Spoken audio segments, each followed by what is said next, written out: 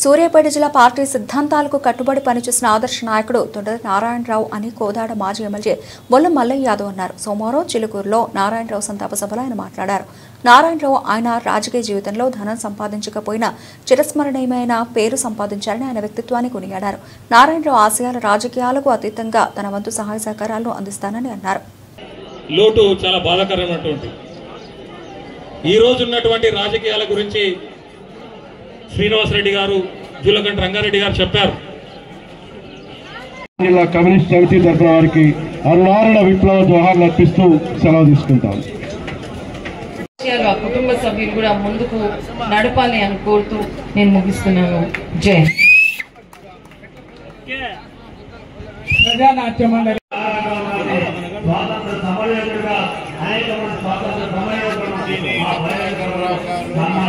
ఈ రోజు ఉన్నటువంటి రాజకీయ వ్యవస్థలో అవకాశాలు రావడం లేదు. ఈ రోజే పత్రికల్లో నేను ఒకటి ఎప్పుడో చెప్పారు, ఆఖరి మనిషి కష్టం తీరిందాకా కమ్యూనిస్ట్ పార్టీ ఉంటుంది. వాళ్ళ తెలియజెప్పేటువంటి వారు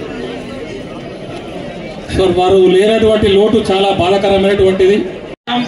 అప్పుడు దొడ్డ నారాయణరావు గారు మాకు స్ఫూర్తి. ఖచ్చితంగా వారి రాజకీయ వారసులుగా ఈ దేశం లోపల మార్పు కోసం కుటుంబ సభ్యుల్లాగా పలకరించి మరి పార్టీలో ఏ విధంగా పనిచేయాలి, పార్టీని ఏ విధంగా ముందుకు తీసుకుపోయినటువంటి దొడ్డ నారాయణరావు గారు, గన్నా చంద్రశేఖర్ గారు ఇద్దరు కూడా రావడం జరిగింది.